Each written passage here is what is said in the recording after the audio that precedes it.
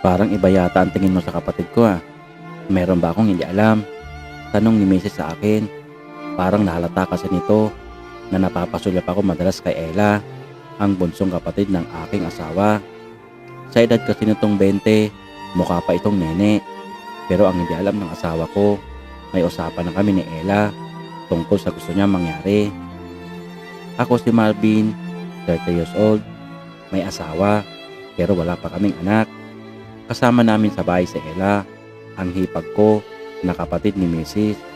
Dahil madalas na nasa bahay kami, halos araw-araw nagkikwentuhan kami ni Ella, lalo na tungkol sa kanyang boyfriend na madalas ay nangungulit daw sa kanya. Sa madalas din na panonood ng aking asawa ng online movies at pagpunta sa mga adult site, marami tuloy pumapasok sa kanyang isipan. Sa umpisa ay hindi ako makapaniwala na gusto pala ni Mrs. ng ganon dahil nakilala ko ito na maayos naman at maganda ang pamilya. Dalaga ko rin nakuha si Mrs. Kaya wala sa isip ko na may sumasagi pala sa kanyang isipan, nakakaibang karanasan na gusto niyang subukan. Simula kasi na mag-pandemic at naging work from home na ang aking asawa, doon ko na napansin na madalas itong nanonood online. Meron siyang site na pinupuntahan at ipinapakita sa akin. Ano daw kaya ang pakaramdam ng 4 na lalaki na sabay-sabay at siya lang mag-isa. Mababaliw daw siguro siya, sabi nito sa akin. Natatawa na lang ako sa aking nakita at kunwari sinasakyan ko ang gusto niya. Kaya sinabi ko na lang na subukan namin kung gusto niya talaga ng ganon. Pero hindi ko akalain na seryoso niya pala ang aking mga sinabi. Madalas may ipinapakita sa akin na yun daw ang gayahin namin, na para bang kinukondisyon ang utak ko sa ganong sitwasyon para mapatunayan ko na seryoso talaga sa gagawin namin. Sinabihan ko siya na gusto ko rin maranasan ang tatluhan. 2 sila at ako mag-isa. Pumayag naman si Mrs. Maghanap raw ako ng babae na pwedeng sumama sa amin. Sa mga sinabi ni Mrs., parang naengganyo tuloy ako na gawin yon kahit biro lang sa akin. Dahil malapit sa akin si Ella at open siya sa mga ganong usapan, naikwento ko sa kanya ang gusto ng ate niya mangyari. Sinabi ko rin na naghahanap kami ng magiging partner. Pumayag naman si Ella sa mungkahi na siya na lang daw, basta raw papayag ang ate niya. Sige kuya, okay lang ako para matupad lang ang gusto ni ate. Ella, nakakayaman pero pati ikaw nadadamay sa pantasya ni ate mo. Hayaan mo, kakausapin ko ulit siya tungkol dyan. Kuya, baka awayin ka lang ni ate. Huwag mo na lang sabihin sa kanya. Kunwari ay surprise lang, sabi ni Ella sa akin. Napaisip naman ako, maaaring pwede nga ang ganon, pero hindi talaga ako komportable. Saka iniisip ko, pagkatapos kaya nito, ano pa ang mga sunod na mangyayari? Paano kung magustuhan ko? Paano kung magustuhan din ni Ella? Ano na ang kahihinatnan ng relasyon namin? Isa pa, pagkatapos nito, si Mrs. naman ang maghahanap ng partner niya. Hindi ko yata kaya na makita ang Mrs. ko na inaangkin ng iba. Ayokong kumain ng dinilaan ng iba, sabi ko sa sarili ko. Oh, bakit mainit na naman ang ulo mo? May masakit ba sa'yo? Tanong ko kay Mrs. nang dumating ako galing ng trabaho. Wala. Biglang sagot ng asawa ko na parang inis. Halika, kumain muna tayo. Sabay alok ko sa dala ko ng pagkain. Pero naayos ko na ang pagkain, hindi sumunod ang asawa ko. Kaya bumalik ako ng kwarto. Nakita ko si Mrs. na nakaharap muli sa computer at tila seryoso sa panonood. Pero nang mapansin niya na nandun ako sa kanyang likod, agad na inilipat ang pinapanood. Halika na, kain na tayo. Alok ko ulit kay Mrs. Tumayo naman si Mrs. at sumunod sa akin. Si Ella, napansin mo ba? Tanong ni Mrs. habang kumakain kami. Hindi. Kayo ang nandito sa bahay, di ba? Baka nandiyan sa kwarto. Sagot ko kay Mrs. Sandali, titingnan ko at na makasabay na sa atin sa pagkain. Agad naman akong tumayo at pumunta sa kwarto ng aking hipag. Marahan akong kumatok pero hindi nagbukas. Kaya dahan-dahan ko na itinulak ang pinto. Napalunok ako na makita ko ang aking hipag. Tulog ito sa kanyang higaan. Hindi ko maintindihan ang aking nararamdaman. Ang ganda ng aking hipag, sabi ko sa sarili ko. Pero mas nanaig pa rin sa akin ang pagiging kuya niya. Kaya agad ako lumabas at isinara ang pinto. Tulog si Ella eh. Tira na lang natin ang pagkain, sabi ko kay Mrs. na bumalik ako sa lamesa. Habang kumakain kami, pansin ko na tahimik at matamlay ang asawa ko. Kaya inusisa ko ito at pinaalala ko sa kanya ang gusto niya. Meron na pala akong nakita na partner. Kailan mo ba gustong gawin natin? Pagkasabi ko, biglang napatingin si Mrs. sa akin. Napangiti ito. Totoo? Sino? Biglang tanong nito sa akin. Hindi ko naman masabi na si Ella. Surprise lang. Gusto ko kasi biglaan lang para mas excited, sabi ko kay Mrs. Lalo naman natuwa si Mrs. at napayakap sa akin. Talaga? Sure na yan ha? Pagbibigyan mo ang gusto ko, sabi pa nito sa akin na parang biglang sumigla.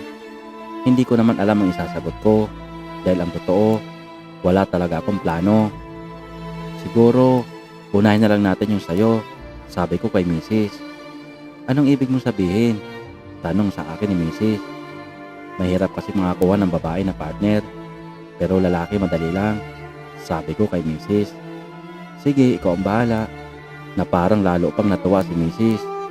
Lumipas pa ang mga araw na parang laging masigla ang asawa ko. Madalas, nilulutuan pa ako ng masarap na pagkain dahil sa pag-aakala niyang inaayos ko na ang gusto niya. Pero nagtatanong-tanong na rin ako, kaya lang wala pa talagang kasiguruhan. Lagi ko nalang pinapaalala kay Mrs. yon para lagi siyang masaya at hindi ako awayin. Si Ella naman ay handa na rin sa usapan namin dahil nagtatanong din ito kung kailan daw namin gagawin. Pero may isang gabi na hindi ko inaasahan na mangyayari. Inabot ako ng malakas na ulan pauwi sa aking trabaho. Kaya nagchat ako kay Mrs. na baka hindi agad ako makauwi. Pero hindi siya nag-reply. Kaya si Ella ang tinawagan ko. Nag-reply, nag-chat si Ella. Wala daw siya sa bahay dahil may project daw silang gagawin ng kanyang mga schoolmate. Kaya kahit na mahirap sumakay, ay pilit ako na umuwi dahil mag-isa lang sa bahay si Mrs. Kahit nabaha ang kalsada na nilalakaran ko. Nakarating ako ng bahay, siguro mga alauna na ng madaling araw. Pero nang papasok na ako sa bahay at buksan ko ng aking susi ang pinto, hindi ito nabuksan. Kumatok ako at tinawag ng aking asawa. Pero dahil sa lakas ng ulan, hindi siguro niya marinig ang aking boses. Kaya naisipan ko sa may likod ng bahay namin dumaan. Inakyat ko ang mababang bakod namin para makadaan doon. Pero nang malapit na ako sa pinto, may narinig ako na usapan ng mga tao. Jackpot tayo dito. Mukhang may pera ditong malaki, sabi ng isang lalaki. Hindi lang yon, mas jackpot tayo doon sa babae. Ang ganda, ang puti, wala kang itatapon, sabi pa ng isang lalaki. Kinabahan naman ako ng gusto. Mukhang pinasok ng akatbahay ang bahay namin. Ang misis ko, baka sakta nila. Kaya pilit ko na sinisilip sa may bintana at bala ko sana nabasagin ang salamin. Pero nanlaki ang mga mata ko sa nakita ko sa loob. May 4 na lalaki at yung dalawa ang laki ng katawan. Yung isa, may dalang isang mahabang armas. Napaisip ako, paano ako lalaban sa 4 na ito? Ang misis ko naman ay nakaupo sa sopa at tila kinakausap ng isang lalaki. Kunin ninyo ang lahat ng mapapakinabangan. Lahat pwede niyong gawin. Huwag lang ninyo akong sasaktan, sabi ng misis ko. Hindi ka masasaktan dahil dadaling ka namin sa langit, sabi ng isang lalaki at agad na hinablot ang damit ng asawa ko. Hindi naman makasigaw si misis sa takot na nakita ko na napalood na lang ito at sabay-sabay na lumapit ang 3 lalaki sa asawa ko. Tila ba isang ritmo ng sayaw ang galaw nila. Si misis na kanina ay nakita ko na natatakot, ngayon ay abala ang 2 kamay at bibig sa mga magnanakaw. Tila ba wala sa sarili ang asawa ko at para itong alipin na sunod-sunuran sa mga sinasabi ng mga lalaki. Hindi naman ako makakilos sa aking pinagtataguan dahil ang isang lalaki na may dalang armas ay palakad-lakad at tila nag-aabang kung sino ang darating. Halos mabingi naman ang aking tenga sa aking mga sumunod na narinig dahil boses ni Mrs.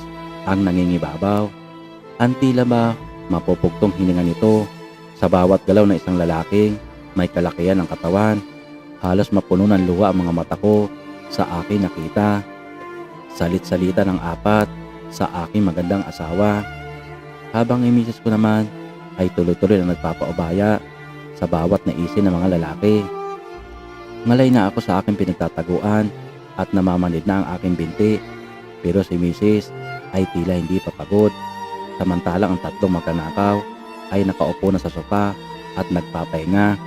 Subalit ang isa ay patuloy pa sa pag-utos kay misis.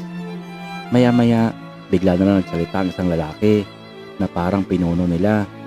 Mag-uumaga na, tara na. Ikaw, ayoko malaman kung mabalitaan ang mga ito, sabi ng isang lalaki kay misis na nakaharap sa kanyang muka. Si misis naman ay tila tumangulang at tanda na pagsang-ayon sa lalaki. Bago umalis ang lalaki, dilampot pa nito ang cellphone ni misis at laptop na madalas niyang panooran. Walang saplot na naiwan si misis na nakahiga sa sofa. Narinig ko na lang ang pagharurot ng isang sasakyan na maaaring lulan ang mga lalaki. Dali-dali naman akong tumayo at binuksan ang pinto, pero nilakpala ng mga lalaki, kaya kumatok ako ng malakas. Hindi nagtagal, binuksan ni misis ang pinto. Pagbukas nito, nakita ko na maayos ang suot ni misis. Kita ko rin sa mga mata nito ang pagod. Agad ko na niyakap si misis. Hindi ako makapagsalita. Tinaplos-taplos ko na lang ang likod nito. Okay lang ako. Kaya ko. Mahinang sabi ni misis. Napatingin naman ako sa mukha niya. At habang nakatitig, nagsalita si misis. Salamat ha. Tinupad mo ang gusto ko. Sabay yakap ni misis sa akin. Hindi naman na ako sumagot. Agad na kaming pumasok sa kwarto. At ako ay nagpalit na ng damit dahil sa pagkakalusong ko sa baha kanina. Si misis naman, nakita ko na nakahiga na sa kama namin at tila sarap na sarap sa pagkakatulog. Napailing na lang ako at sabay na lumabas ng kwarto. Nagligpit na lang ako ng mga kalat ng mga magnanakaw kanina. Oh, gising ka na pala. Napasarap ang tulog ko. Tanghali na pala. Biglang yakap ni misis sa akin habang nagluluto ako sa kusina. Salamat ulit ha, sabi ni misis sa akin. Hindi ko man maintindihan ang sinasabi niya. Umuo na lang ako sa aking asawa.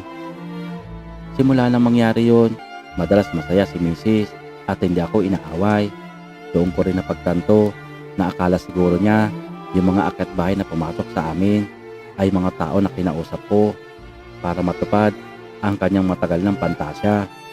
Pero nagpapasalamat pa rin ako dahil hindi siya sinaktan at nagkataon din na wala sa bahay ang hipag ko dahil kung sakaling nandun si Ella, baka napahamak din ito at naging alipin ng mga akyat bahay.